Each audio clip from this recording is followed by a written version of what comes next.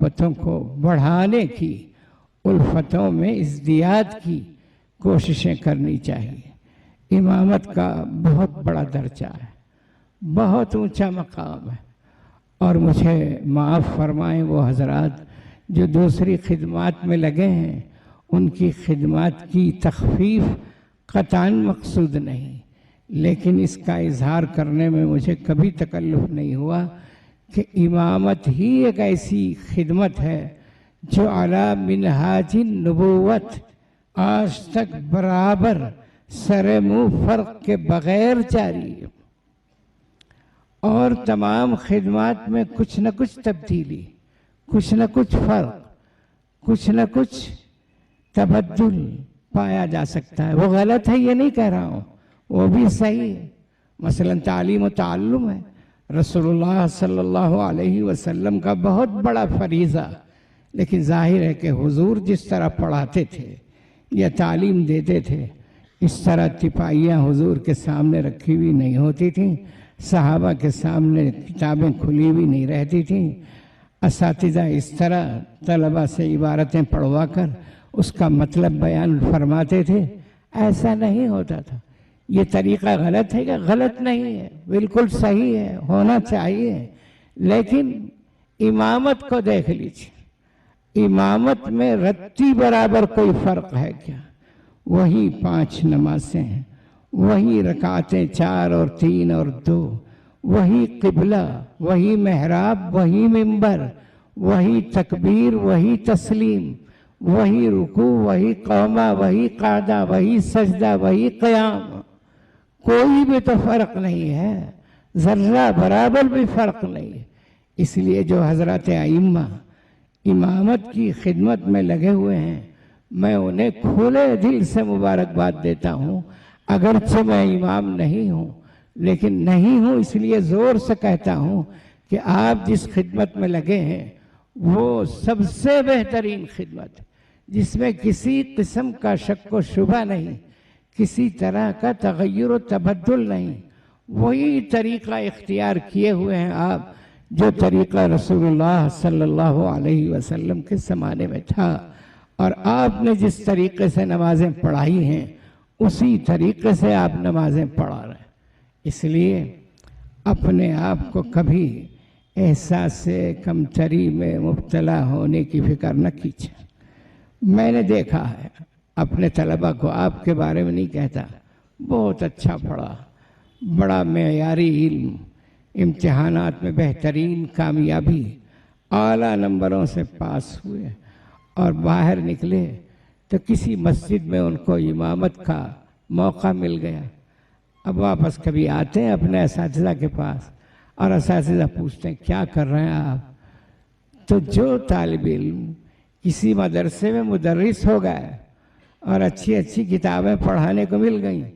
وہ تو بہت زور سے ذرا احساس تعلی و ترفع کے ساتھ حضرت میں ہدایہ پڑھا رہا ہوں،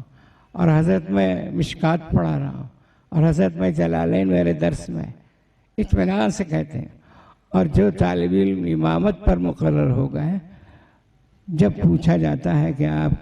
کیا کر رہے ہیں تو آواز پست ہو جاتی ہے، لب و لہجہ ذرا نرم پڑ جاتا ہے، حضرت امامت کر رہا ہوں۔ تو ایسا خیال ہوتا ہے ان کو کہ امامت کوئی معمولی خدمت ہے، دوسرے درجے کی خدمت ہے۔ میں کہتا ہوں اللہ کا شکر ادا کیجئے کہ یہ وہ خدمت ہے جو بعینی ہی رسول اللہ کے طریقے پر انجام دی جا رہی ہے، جس میں کوئی فرق نہیں، کوئی تبدیلی نہیں، کسی قسم کا امتیاز نہیں۔ تو میں حضرات ائمہ کرام کے بارے میں یہ کہنا چاہتا ہوں کہ اللہ تبارک و تعالی نے انہیں رسول اللہ کے نقش قدم پر چلنے کی توفیق دی، اور اس خدمت میں لگایا جس خدمت میں رسول اللہ عمر بھر لگے رہے، کبھی ناغہ نہیں ہوا۔ سفر میں تشریف لے جاتے تو سفر میں بھی امامت فرماتے تھے، آپ حضرات جانتے ہیں اچھی طرح سے، 5 وقتہ نمازوں کی امامت۔ آج کل تھوڑی سی ترقی ہوتی چلی گئی ہے اس میں کہ ذرا بڑا عالم ہوا تو وہ 3 وقت کی نماز پڑھائے گا، اور بہت بڑا عالم ہوا تو صرف جمعہ پڑھائے گا، اور اس سے بھی بڑا عالم ہوا تو عیدین پڑھائے گا۔ تو یہ ہوا، لیکن رسول اللہ کا مرتبہ کیا ہے آپ جانتے ہیں،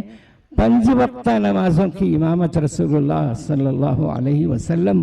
बिला नागा बिला फरमाया करते थे।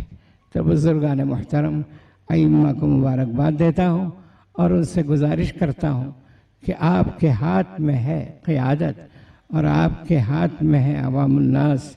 पूरे के पूरे आप जो कहते हैं वही करने के लिए वो तैयार रहते हैं। बाहर से कोई भी बड़ा आलिम आया, उसने कोई भी मसला बताया, जो पहले से मुक्तदी हैं कभी कभी तो साफ कहते हैं ये सब छोड़ो मौलाना, हमारे मौलाना जो कहते हैं वही करेंगे हम। तो ये बार बार का तजुर्बा है। तो आपकी अकीदत और मोहब्बत अल्लाह की तरफ से मुक्तदियों के दिलों में डाल दी जाती है और आप उनको जिस सही रास्ते पर चलाना चाहें आसानी से चला सकते हैं। बुजुर्गान मुहतरम, बातें बहुत हैं। मैंने कुरान मजीद की एक आयत पढ़ी कि अल्लाह की इताअत करो, रसूलुल्लाह की बात मानो, आपस में तनाज़ो में न पढ़ो, फतफशलू, बुज़दिली तुम्हारे अंदर पैदा हो जाएगी और तुम्हारा वक़ार, तुम्हारी आज़मत और तुम्हारी हैबत ख़त्म हो जाएगी, तुम्हारी हवा उखड़ जाएगी। ये तनाज़ो आपस में खामखा के मसाइल में, उसकी वजह से उम्मत मुस्लिमा बेवक़ार हो गई है, बेआज़मत हो गई, उसकी हैबत ख़त्म हो गई। इस तनाज़ो को ख़त्म करना चाहिए। रसूलुल्लाह सल्लल्लाहु अलैहि वसल्लम ने इरशाद फरमाया कि जन्नत में दाखिला ईमान के बग़ैर मुमकिन नहीं और ईमान का दावा सही नहीं।